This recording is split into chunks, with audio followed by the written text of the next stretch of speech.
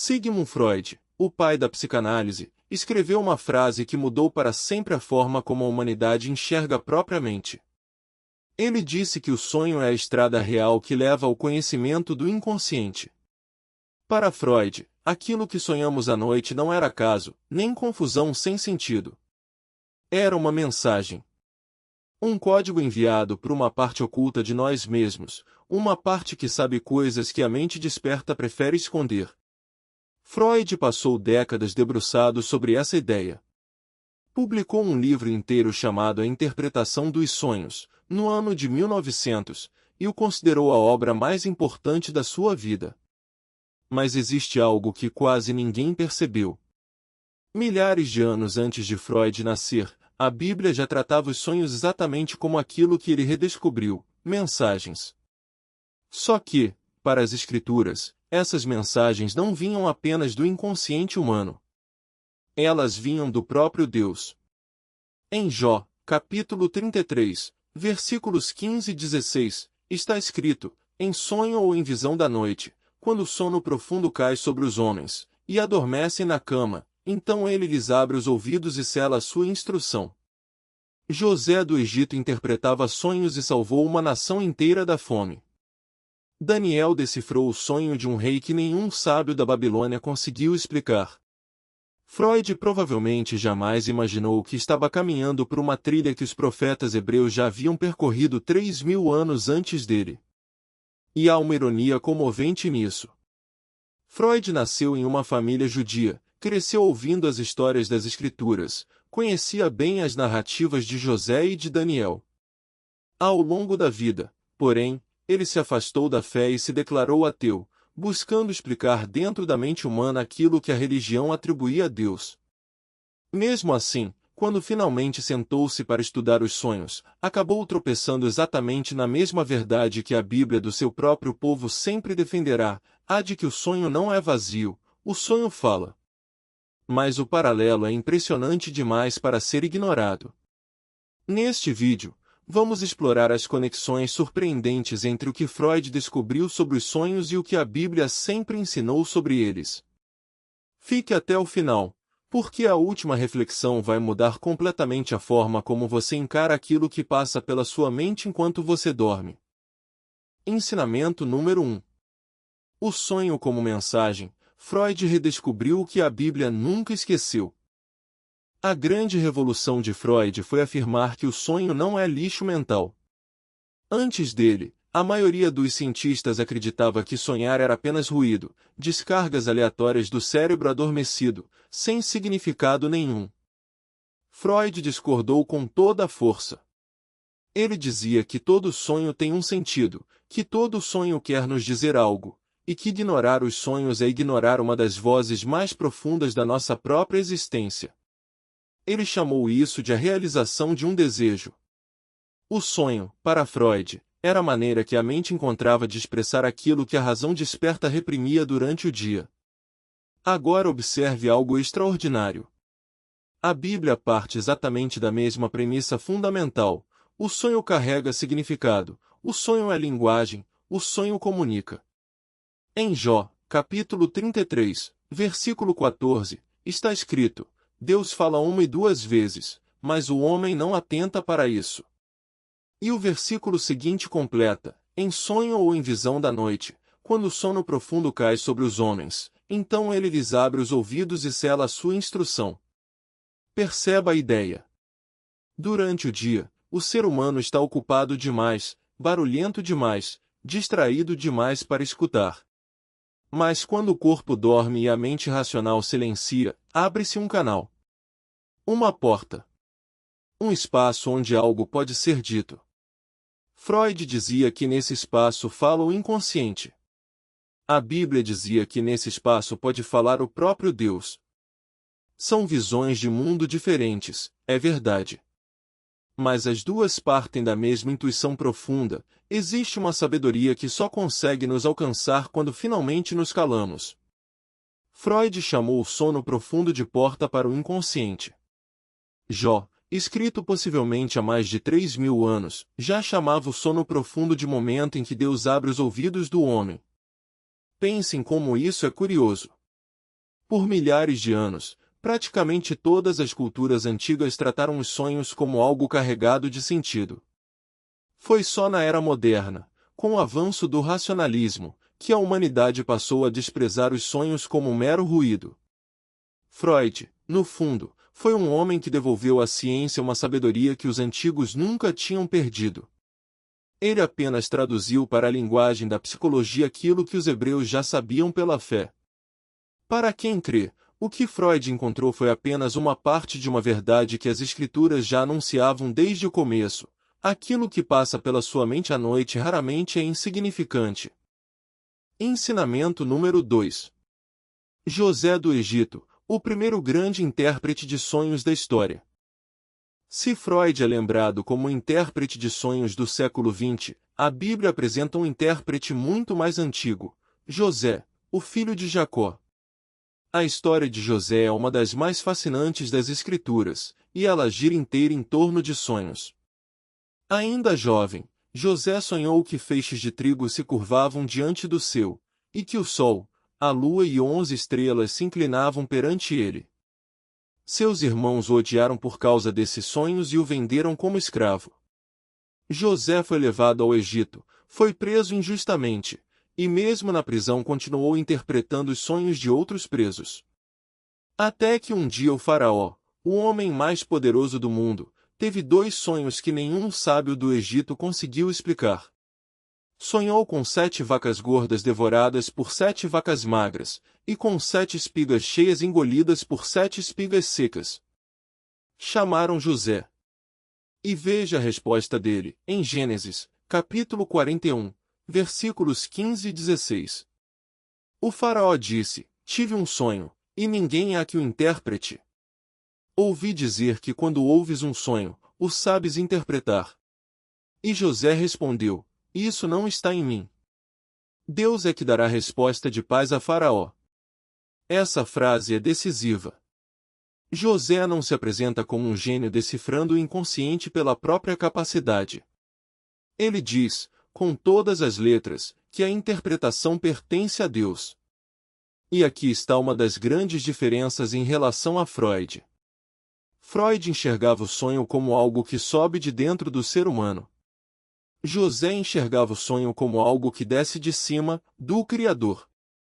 José interpretou que 7 anos de fartura seriam seguidos por 7 anos de fome, e orientou o Egito a estocar alimento durante a abundância. O resultado é que uma civilização inteira, e as nações ao redor, foram salvas da morte. Um sonho corretamente interpretado mudou o destino de milhões de pessoas.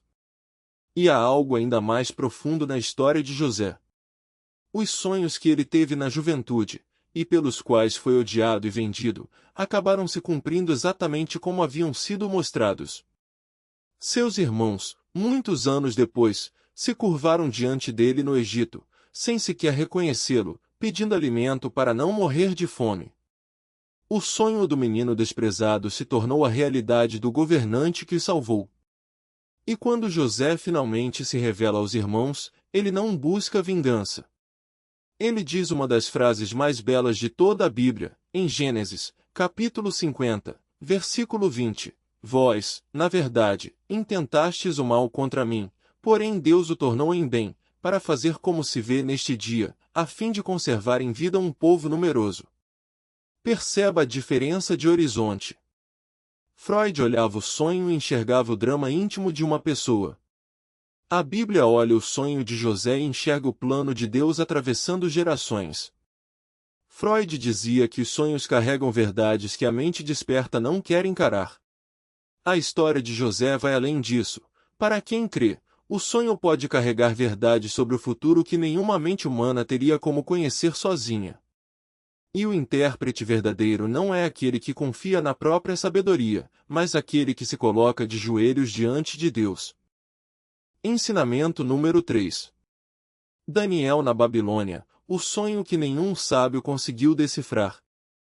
Séculos depois de José, a Bíblia nos leva à Babilônia, e apresenta outro grande intérprete de sonhos, o profeta Daniel. O rei Nabucodonosor, o maior imperador do seu tempo, teve um sonho que o perturbou profundamente. Mas ele fez uma exigência impossível. Reuniu todos os magos, encantadores e sábios do reino e ordenou: não apenas interpretem o meu sonho. Digam-me primeiro qual foi o sonho. Nenhum ser humano na Terra poderia fazer isso. Os sábios responderam que aquilo era impossível, que nenhum rei jamais havia pedido tamanha coisa a mago algum. Furioso, o rei ordenou que todos os sábios fossem executados. Foi então que Daniel pediu tempo, se recolheu com seus amigos, e orou pedindo misericórdia ao Deus dos céus. E durante a noite, o segredo foi revelado a Daniel numa visão. Veja o que ele declara diante do rei, em Daniel, capítulo 2, versículo 28. Há, porém, um Deus nos céus, o qual revela os segredos, e faz saber ao rei Nabucodonosor o que há de acontecer nos últimos dias. Daniel não só descreveu o sonho que o rei tinha visto, a imagem de uma grande estátua com cabeça de ouro, peito de prata, ventre de bronze e pés de ferro e barro, como também interpretou o seu significado, a sucessão de impérios que governariam o mundo ao longo dos séculos.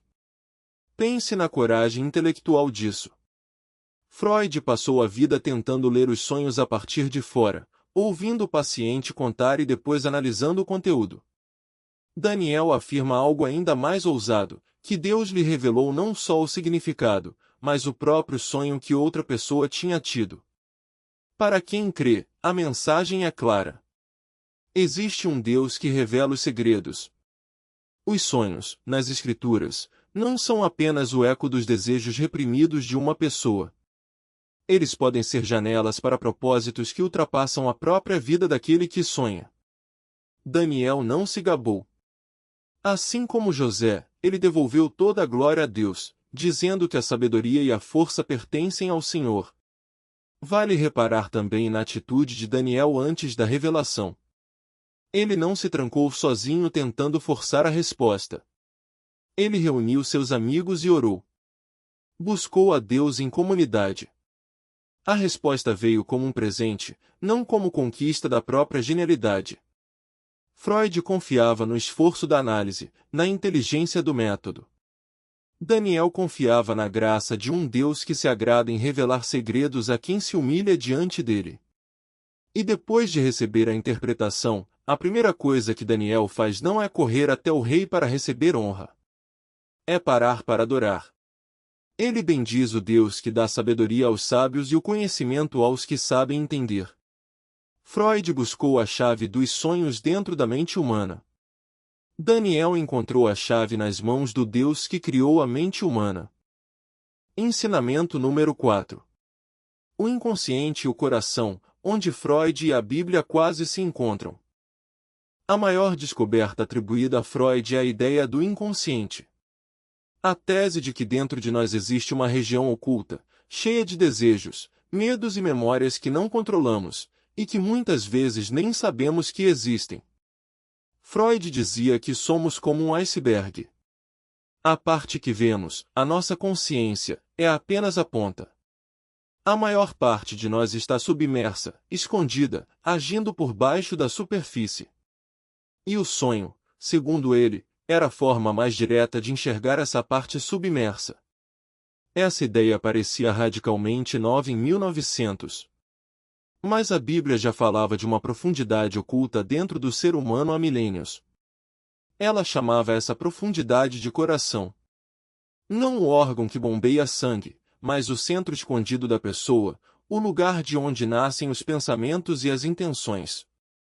Em Jeremias, capítulo 17, versículo 9, está escrito: enganoso é o coração, mais do que todas as coisas, e desesperadamente corrupto. Quem o conhecerá? Perceba a pergunta. Quem o conhecerá? A Bíblia reconhece que existe dentro de nós uma região tão profunda que nem nós mesmos conseguimos conhecer plenamente. Freud teria concordado com essa parte do diagnóstico. Ele também acreditava que o ser humano é um estranho para si mesmo, que agimos por motivos que não compreendemos. Mas veja onde os caminhos se separam. Freud tentava iluminar o inconsciente com a análise, com a razão, trazendo o escondido para a luz da consciência através da conversa. A Bíblia, no versículo seguinte de Jeremias, capítulo 17, versículo 10, oferece outra resposta: eu, o Senhor, esquadrinho o coração e provo os rins. Ou seja, existe alguém que já conhece por completo aquela profundidade que nem o próprio dono do coração alcança. Para quem crê, isso é imensamente libertador. Freud dizia: você tem um lado oculto que precisa ser desvendado com esforço. A Bíblia diz: você tem um lado oculto, sim, mas existe um Deus que já o conhece inteiramente e que pode curá-lo. O que Freud chamou de inconsciente, as Escrituras já mapeavam como o coração do homem. E onde o psicanalista via um enigma a ser decifrado, a fé enxerga um lugar que pode ser transformado. Ensinamento número 5. A ciência do sono. O que a neurociência descobriu sobre a noite. Muito tempo depois de Freud, a ciência ganhou ferramentas que ele jamais teve. Pesquisadores passaram a medir a atividade elétrica do cérebro durante o sono, e descobriram algo notável. Existe uma fase chamada sono REM, do inglês movimento rápido dos olhos, na qual o cérebro fica quase tão ativo quanto acordado, e é justamente nela que ocorrem os sonhos mais vívidos. Durante essa fase, o cérebro reorganiza memórias, processa emoções, e conecta informações de maneiras que a mente desperta não conseguiria. Neurocientistas como Matthew Walker mostraram que o sono e os sonhos cumprem um papel essencial na saúde emocional e na criatividade. Muitas descobertas na história da ciência vieram durante o sono.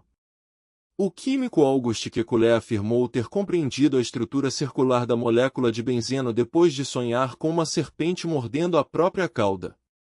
A ciência, portanto, confirma parte da intuição de Freud: o sono não é um tempo morto, e os sonhos não são vazios. Algo real e importante acontece enquanto dormimos.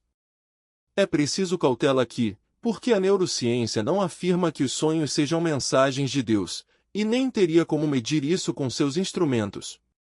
Mas o paralelo com as Escrituras é curioso. A Bíblia sempre tratou o sono como um momento fértil, ativo, significativo. Em Salmo 127, versículo 2, está escrito que Deus dá o sono aos seus amados. O sono não é apresentado como ausência, mas como presente, como dádiva. E a própria estrutura de Jó, capítulo 33, descreve o sono profundo como o instante em que os ouvidos do homem se abrem. É fascinante notar que a ciência do século XXI acabou reconhecendo que a sabedoria antiga já pressentia: durante a noite, algo trabalha dentro de nós. Freud chamou isso de inconsciente processando desejos. A neurociência chama de consolidação de memórias e regulação emocional. A Bíblia chama de um tempo em que Deus fala e o homem, enfim, consegue ouvir. Há ainda um detalhe que impressiona. Estudos sobre privação de sono mostram que uma pessoa impedida de sonhar por vários dias começa a apresentar instabilidade emocional, dificuldade de concentração e até alucinações. É como se o ser humano precisasse dos sonhos para continuar são. Como se aquele espaço noturno fosse tão essencial quanto respirar ou se alimentar. A Bíblia sempre honrou o descanso como sagrado. O próprio mandamento do sábado ordena que o homem pare, que se recolha, que confie que Deus cuida enquanto ele descansa. Talvez não seja por acaso que o Criador tenha desenhado o corpo humano para precisar do sono não apenas para recuperar as forças, mas para reorganizar a alma. São linguagens diferentes olhando para o mesmo mistério. A noite não é apenas descanso do corpo. É trabalho invisível da alma. Ensinamento número 6. Os falsos sonhos. Freud e a Bíblia concordam que nem tudo o que sonhamos é verdade. Existe um ponto em que Freud foi extremamente cuidadoso, e no qual a Bíblia é ainda mais direta. Nem todo sonho deve ser levado a sério da mesma forma. Freud sabia que os sonhos podem enganar. Ele falava de um conteúdo manifesto, aquilo que aparece na superfície do sonho, e de um conteúdo latente, o significado escondido por trás. Para ele, tomar o sonho ao pé da letra era um erro grave. O sonho disfarça, distorce, mistura. Ele precisa ser interpretado com discernimento, e não obedecido cegamente. A Bíblia é ainda mais franca sobre esse perigo. Ela reconhece que existem sonhos que vêm de Deus, mas também adverte com dureza contra os falsos sonhos e os falsos intérpretes. Em Jeremias, capítulo 23, versículo 28, o Senhor diz: o profeta que tem um sonho conte o sonho, e aquele que tem a minha palavra fale a minha palavra com verdade. Que tem a palha com o trigo. Ou seja, a Bíblia distingue entre o sonho que é apenas palha, sem substância, e a palavra que é trigo, que alimenta. Em Eclesiastes, capítulo 5, versículo 7, há um alerta ainda mais afiado: onde há muitos sonhos, há também muitas palavras vãs. Mas tu teme a Deus. Perceba a sabedoria. As Escrituras não mandam idolatrar os sonhos, nem viver refém de cada imagem que passa pela mente à noite. Elas mandam temer a Deus, ter discernimento, testar tudo. Isso é surpreendentemente maduro. Nem a psicanálise, nem a Bíblia pregam que devemos acreditar cegamente em tudo o que sonhamos. As duas exigem interpretação, sobriedade e cuidado. A diferença é o critério final. Freud confiava na análise racional como filtro. A Bíblia coloca o temor a Deus e a sua palavra escrita como o crivo supremo. Para quem crê, essa é uma proteção preciosa. Um sonho jamais pode contrariar aquilo que Deus já revelou nas Escrituras. O sonho pode inspirar, pode alertar, pode consolar. Mas ele nunca está acima da palavra. Freud pedia discernimento diante do inconsciente. A Bíblia pede discernimento diante de todo espírito. E nisso, curiosamente, ciência e fé se dão as mãos. Nem tudo que sobe do fundo de nós é digno de ser seguido. Ensinamento número 7. O sonho que salvou o menino Jesus, quando Deus ainda fala enquanto dormimos. Chegamos à reflexão que amarra tudo.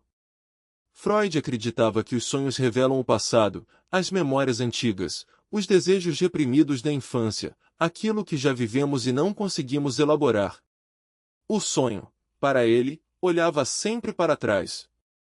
Mas a Bíblia mostra sonhos que olham para frente, sonhos que guiam, protegem e mudam o rumo da história. E o exemplo mais tocante está no início do Novo Testamento.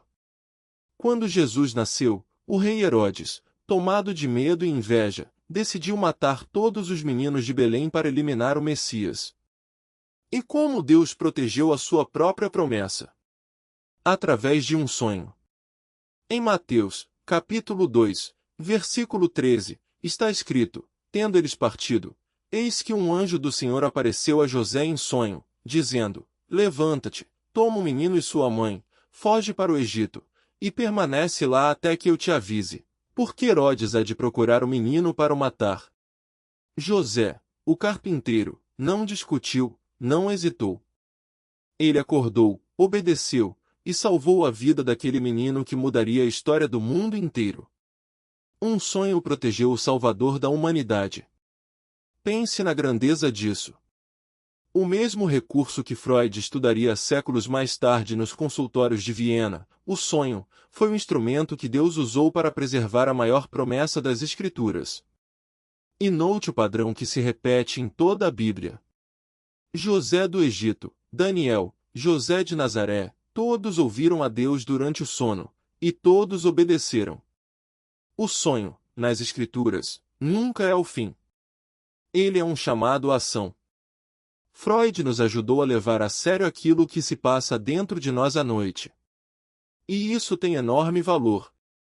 Mas a Bíblia nos convida a ir além do inconsciente. Ela sugere que, quando o corpo dorme e o barulho do mundo se cala, existe um Deus que ainda deseja falar conosco. Não para nos prender ao passado, mas para nos guiar ao futuro. Repare no fio dourado que une todas essas histórias. Em cada uma delas, o sonho vem acompanhado de um convite à confiança. José confiou e estocou o trigo. Daniel confiou e falou ao rei. José de Nazaré confiou e fugiu para o Egito no meio da noite. Nenhum deles entendeu tudo. Nenhum deles tinha garantias racionais. Eles apenas obedeceram aquilo que Deus lhes mostrou. E foi essa obediência, e não a interpretação sozinha, que transformou o sonho em salvação. A pergunta que fica para você não é apenas o que os seus sonhos escondem. É esta: e se, no silêncio da noite, houver alguém tentando te dizer algo? E se, para escutar, tudo o que você precisa fazer for, enfim, aquietar o coração? Sigmund Freud foi um dos maiores gênios da mente humana. Ele devolveu ao mundo a certeza de que os sonhos importam, de que aquilo que passa pela nossa cabeça enquanto dormimos carrega significado. E isso foi uma redescoberta preciosa. Mas o que talvez ele nunca tenha imaginado é que estava caminhando por uma trilha que os profetas hebreus já haviam percorrido 3.000 anos antes. O sonho é uma mensagem, disse Freud. A Bíblia já dizia isso em Jó. O ser humano tem uma profundidade oculta que nem ele mesmo conhece. A Bíblia já chamava isso de coração, em Jeremias. Existe um intérprete maior que qualquer sábio. José e Daniel devolveram toda a glória a Deus. Nem todo sonho deve ser seguido cegamente. Freud pedia análise. A Bíblia pede temor a Deus e discernimento. E, acima de tudo, os sonhos podem apontar para frente, e não só para trás. Um sonho salvou o menino Jesus e mudou a história do mundo. Freud buscou a chave dos sonhos dentro da mente humana. A Bíblia sempre apontou para o Deus que criou essa mente que ainda deseja falar com os seus filhos. A ciência e a fé fazem perguntas parecidas sobre o mistério da noite. Às vezes, chegam a intuições surpreendentemente semelhantes. E talvez isso não seja coincidência. Se esse vídeo te fez refletir sobre os seus próprios sonhos, deixe um amém nos comentários. Compartilhe com alguém que precisa ouvir isso hoje. Inscreva-se no canal e ative o sininho para receber revelações bíblicas todos os dias. Que Deus fale ao seu coração, de dia e de noite. Que a paz do Senhor esteja com você. Até o próximo vídeo.